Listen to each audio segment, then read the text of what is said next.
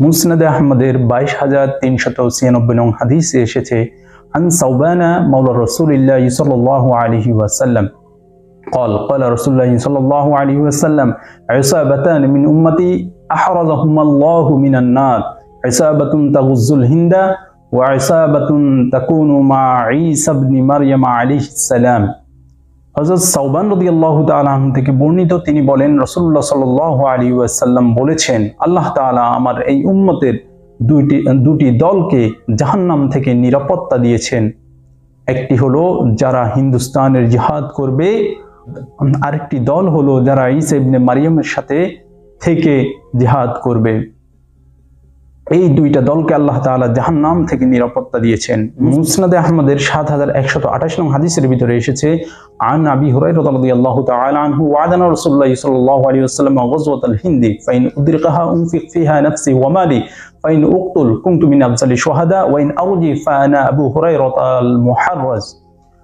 হযরত আবু হুরায়রা রাদিয়াল্লাহু তাআলা আনহু বলেন, রাসূলুল্লাহ সাল্লাল্লাহু আলাইহি ওয়াসাল্লাম আমাদের সাথে গজওয়া হিন্দের ওয়াদা করেছেন, আমি যদি এই গজওয়া হিন্দ পাই তাহলে আমি আমার নিজের জীবন, আমার সম্পদ আল্লাহর রাস্তায় ব্যয় করে দিব, আল্লাহর রাস্তায় খরচ করব।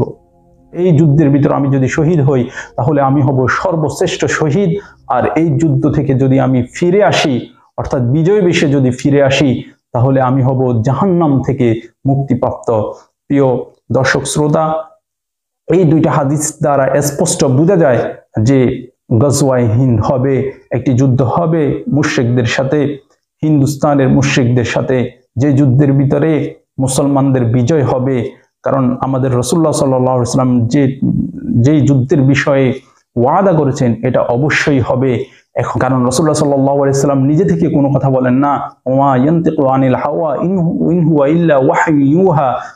আল্লাহ তাআলা যেটা ওহী রাসূলুল্লাহ সাল্লাল্লাহু আলাইহি ওয়াসাল্লামের উপর করেন, রাসূলুল্লাহ সাল্লাল্লাহু আলাইহি ওয়াসাল্লাম সেটাই বলেন। রাসূল সাল্লাল্লাহু আলাইহি ওয়াসাল্লাম নিজে থেকে কোনো কথা বানিয়ে বলেন না। সুতরাং এই গজওয়ায়ে হিন্দ যে হবে, এই যুদ্ধের ভিতরে মুসলমানদের বিজয় হবে, এতে কোনো সন্দেহ নেই। আল্লাহ তাআলা সূরা আলে ইমরানের 19 নং আয়াতের ভিতর বলেন, ইন্নাদ-দীনা ইনদাল্লাহিল ইসলাম, আল্লাহ তাআলার নিকট একমাত্র মনোনীত ধর্ম হচ্ছে ইসলাম। আল্লাহ তাআলা সূরা আলে ইমরানের 85 নং আয়াতের ভিতর বলেন, ওয়া মান ইয়াবতাগি গায়রাল ইসলামি দীনান ফালান ইউকবালা মিন ওয়া হুয়া ফিল আখিরাতি মিনাল খাসিরিন। যে ইসলাম ছাড়া কেউ যদি অন্য কোনো ধর্ম পথ অবলম্বন করে গ্রহণ করে, এটা আল্লাহ তাআলার নিকট কসমিন কালেও গ্রহণযোগ্য হবে না। সুতরাং যেহেতু ইসলাম একমাত্র মনোনীত ধর্ম, সুতরাং ইসলামের ছায়াতলে সবাই আসবো। আর আরেকটা বিষয় হচ্ছে, রাসূলুল্লাহ সাল্লাল্লাহু আলাইহি ওয়াসাল্লাম গজওয়ায়ে হিন্দের যেহেতু ওয়াদা করেছেন, গজওয়ায়ে হিন্দ অবশ্যই হবে। প্রিয় দর্শক শ্রোতা, হযরত আবু বকর রাদিয়াল্লাহু তাআলা আনহুকে রাসূলুল্লাহ সাল্লাল্লাহু আলাইহি ওয়াসাল্লাম হিজরতের কথা যখন বলেছেন, 6 মাস পর্যন্ত আবু বকর সিদ্দিক রাদিয়াল্লাহু তাআলা আনহু রাতের বেলায় ঘুমাননি। রাসূলুল্লাহ সাল্লাল্লাহু আলাইহি ওয়াসাল্লাম হিজরতকালীন সময়ে যখন দরজায় নক করেছেন, সাথে সাথে হযরত আবু বকর রাদিয়াল্লাহু তাআলা আনহু লাব্বাইক বলে দরজা খুলে দিয়েছিলেন।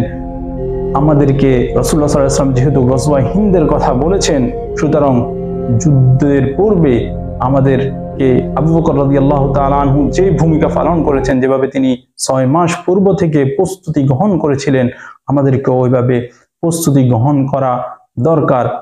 অন্তত পক্ষে আমরা নিজেদের আত্মরক্ষার জন্য সচেতনতা অবলম্বন করা দরকার।